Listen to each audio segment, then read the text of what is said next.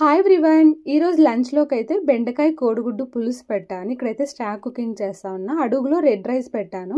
Red రైస్ని 4 hours నానబెట్టి తీసుకున్నా. ఇంకా ర్యాక్ పైన అయితే వైట్ రైస్ పిల్లల కోసం ఒక బాక్స్లో, తర్వాత తెల్ల శనగలు, ఎగ్స్ కూడా పెట్టాను. ఎగ్స్ అయితే ఎక్కువసేపు ఉడకాల్సిన అవసరం లేదు, 15 మినిట్స్కి వెళ్ళా స్టీమ్లో ఉడికేస్తాయి అనమాట. ఎగ్స్ తీసేసుకొని ఇంకా రైస్ ఉడకాలి కదా, రైస్ అలాగే పెట్టేశాను. ఇంకా ఎగ్స్ అయితే ఇంకా ఒలిచేసుకొని ఇక్కడ కర్రీ స్టార్ట్ చేశాను అనమాట. ప్యాన్లోకి అయితే ఆయిల్, కొద్దిగా పసుపు వేసి ఎగ్స్ని ఫ్రై చేసి పక్కన పెట్టుకోవాలి. అదే ప్యాన్లోకి పోపు దినుసులు, ఆనియన్, ఒక 2 పచ్చిమిరపకాయలు కోసేసుకొని, జింజర్ గార్లిక్ పేస్ట్, ఒక 3 టమాటోలు కూడా చాప్ చేసి వేసుకున్నా. తర్వాత ఒక 1/4 కేజీ బెండకాయలు కూడా ఫ్రై చేసి ఇందులో వేసుకున్నాను అనమాట, కొబ్బరి నూనెలో ఫ్రై చేసి.